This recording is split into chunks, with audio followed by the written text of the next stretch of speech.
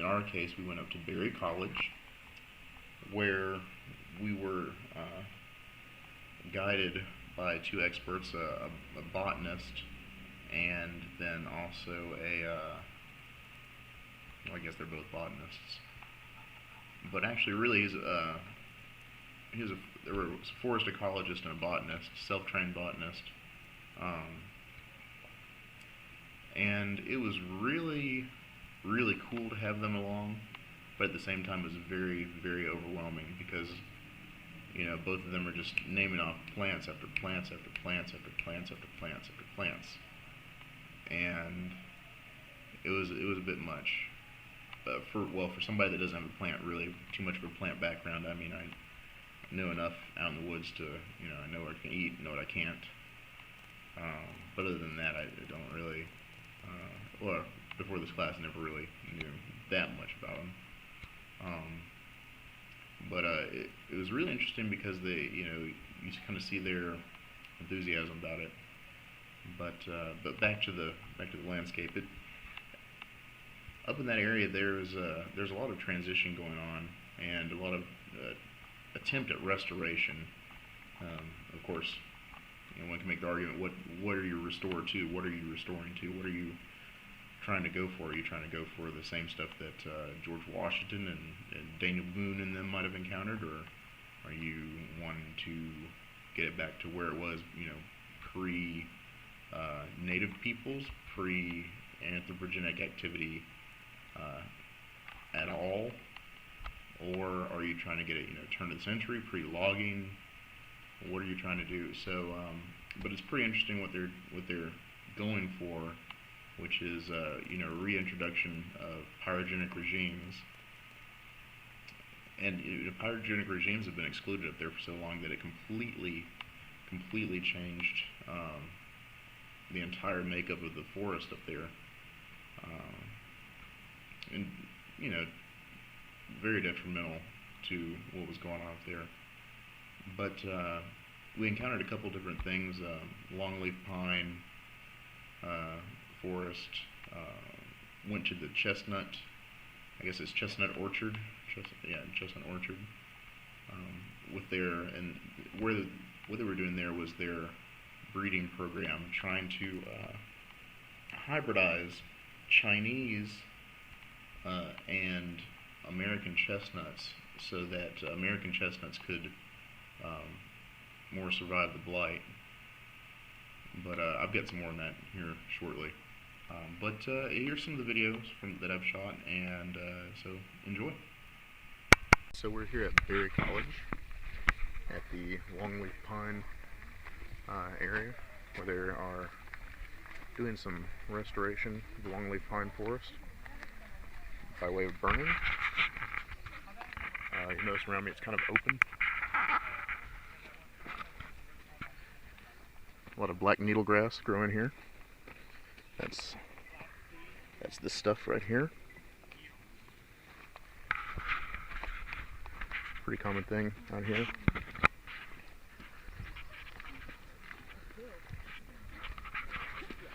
This area was long suppressed from fire activity. A lot of fire exclusion, which meant that it succeeded by a lot of hardwoods.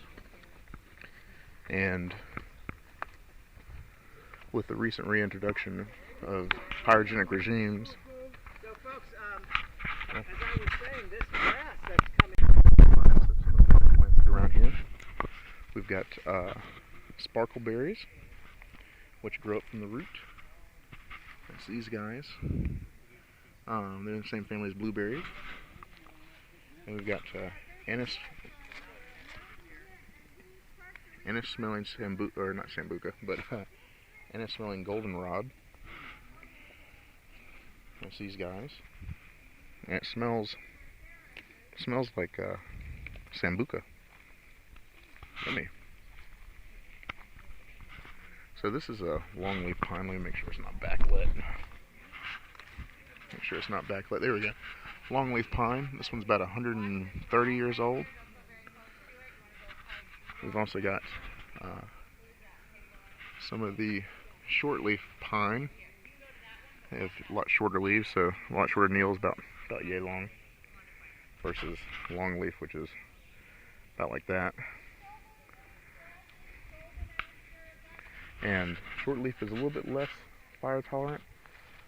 Even less fire tolerant is the loblolly pine, which is that one on the other side, and I'm familiar with those, so don't have to explain to myself, I guess.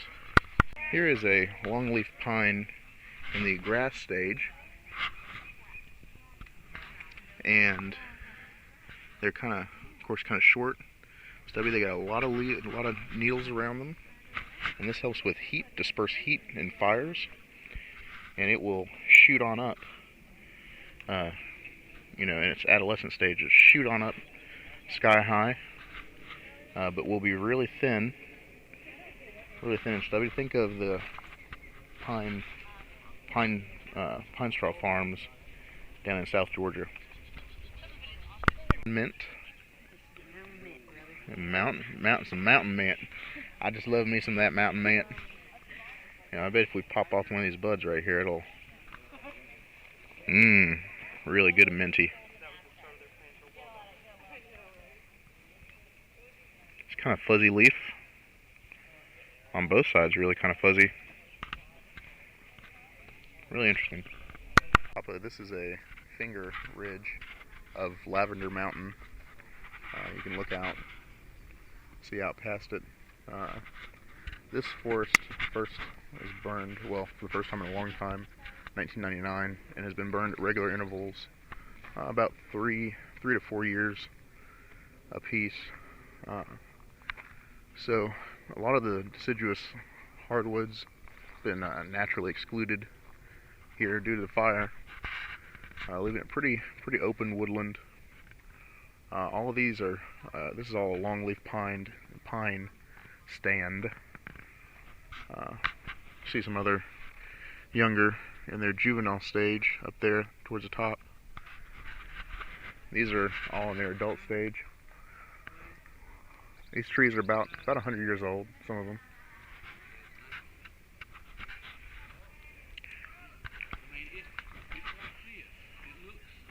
That was formerly affected by the pine beetles and has now been replanted in 2005 with longleaf pine. This is burned periodically, about once every 2 to 3 years. They'll come through and do controlled burns on this area. It's a big stretch. They got fire breaks on either side. This was replanted with longleaf pine back in '05. Oh, almost forgot. This stuff is broom sedge. It's not actually a sedge, but they call it broom sedge. It's actually a grass. It grows everywhere. I've seen a whole bunch of it everywhere.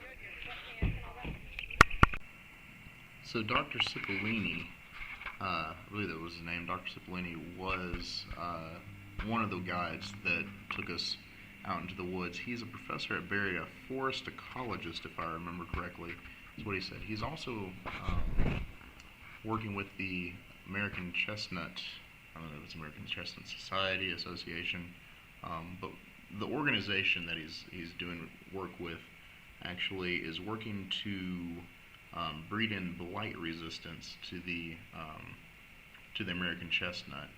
And what the chestnut blight is a fungus that attacks the tree and ends up going around it and cutting off the phloem. I believe that's the right term for it, phloem.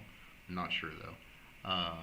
And what it does, it pretty much keeps the tree from being able to, it girdles it and ends up to where the tree cannot transport water and nutrients up and down the trunk. And so Asian chestnuts, where this blight came from the importation of Asian chestnuts to America, and the Asian chestnuts have a resistance to it because what they do is that they isolate it and build up a lot of tissue around it and eventually just choke it off, and it leaves scars, but it's not a problem for it. Whereas the American chestnuts are very susceptible to it, and it pretty much kills every single tree. But what's really interesting about the chestnuts is that they sprout from their own roots. So even though it might kill the tree off and everything, it's popping up. So you'll see a lot of chestnuts out there, but they're only a foot or two off the ground, and sometimes they'll get a little bit larger than that. But they're all very young, all very very young. And the extent, Dr. Cipollini explained the extent of the chestnut as being what was it, one in two trees in the southern Appalachians was an American chestnut at one point in time, and which is an incredible amount because you now don't see them at all. But what the deal is, what they're trying to do is that they're trying to hybridize these. So they'll take an American chestnut and a Chinese chestnut, and they'll breed them together, and so you'll end up with a 50-50. And then, if I remember right, then you take that 50-50 and you breed it with an American, and then it's 75, and then so on and so forth until they'll have multiple generations of these things, and so they'll breed the most blight resistant out of all of those. So it's pretty interesting stuff. A little bit of it was over my head, I got to be honest, but the basic principle worked, or at least in my mind. And I mean, well, obviously it works because they're doing it. So, but yeah, so I'm gonna go to a couple videos of Dr. Cipollini talking about it a little bit, and then I'll come back and talk some more. And then the fungus grows, and the larvae eat the fungus. So they actually aren't eating the tree technically, but they're destroying the tree because the fungus eats the tree, and the beetles eat the fungus. Right? And the way that you can tell it's in here is you see these little look like little sawdust things right here. That's they're drilling it their way in, and as they do this frass, it's bug poop and sawdust. It's coming out behind them as they're drilling their way on in. And they burrow for quite some time and lay eggs in those chambers. Now this tree, as it turns out, it looks like it may survive. We don't know for sure, but if it looks like that these stems are not surviving, we actually cut them down at the base, and this is a perfect example of how profuse the chestnut will resprout. All of those are chestnut sprouts at the base. We cut this down, and by the end of the year, it's this big again. That's how quickly they can grow. In fact, that tree behind you that got as tall as it did, that's a resprout from last year. Oh wow. Yeah. Unfortunately, it got hit again. 50 hybrid.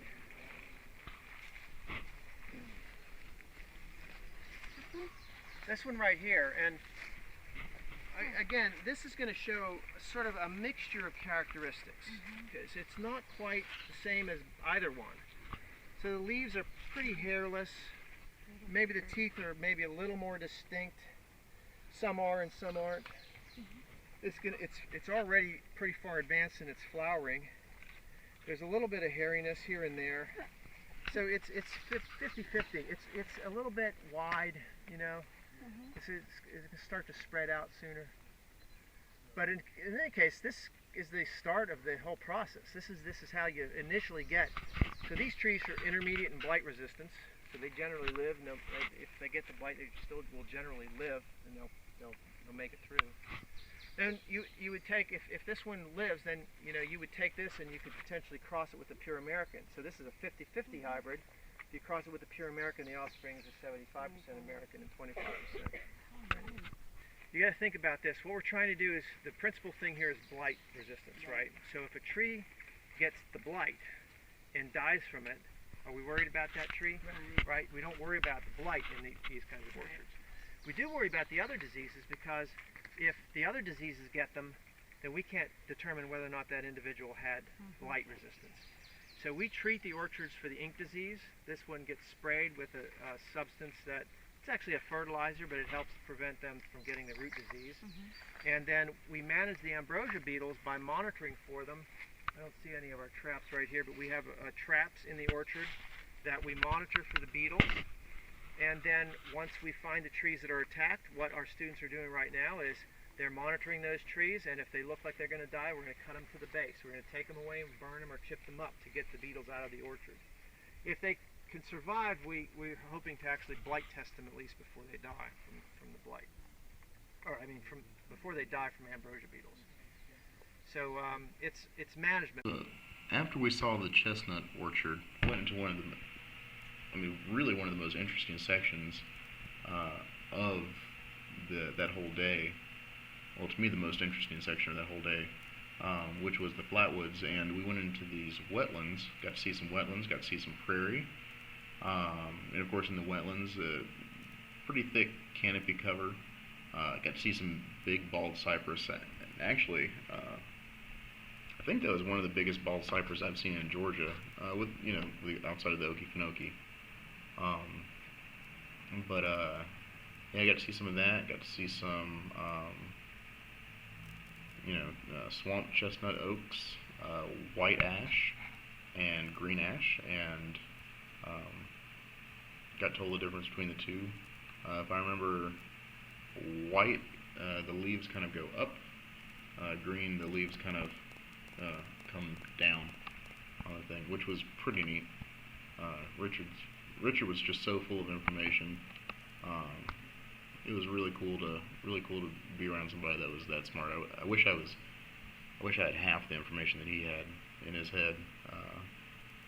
So we're in the flatwoods right now, and it's kind of wet, really flat, kind of not very open, but pretty much all deciduous. It's all kind of calcium-rich soil. This big old oak tree that is good in bottomland. So the next place that we went to was, well, the last place for that day that we went to was Martha's Meadow, and it was kind of a prairie, open woodland kind of area. You got to see some really neat stuff, some shagbark hickories, and there were two different types. I don't exactly recall which ones they were. Maybe it was a southern shagbark hickory, and can't recall the other one offhand. But it was really interesting because the amount of plants that was there, the variety of plants that was there, was just incredible. The sheer numbers of species there was utterly amazing, and with especially the variety of life that they had in there, it was pretty amazing. I think I heard Dr. Cipollini mention that they did 1 meter square plot surveys within it and found something like well over 40 species of plants just within those 1 meter square patches. Yeah, it was pretty interesting. And now Richard had done a full survey where instead of taking patches of the Martha's Meadow, he actually would walk the whole thing, just go down a row, come back, and go over like a foot or two, and then take a full survey of all the plant species there, which is pretty incredible. I can't even imagine doing such a thing, but that's his passion. So that was really cool. I'm glad that there are people that are into that like he is, to do that. So yeah, good trip all the way around.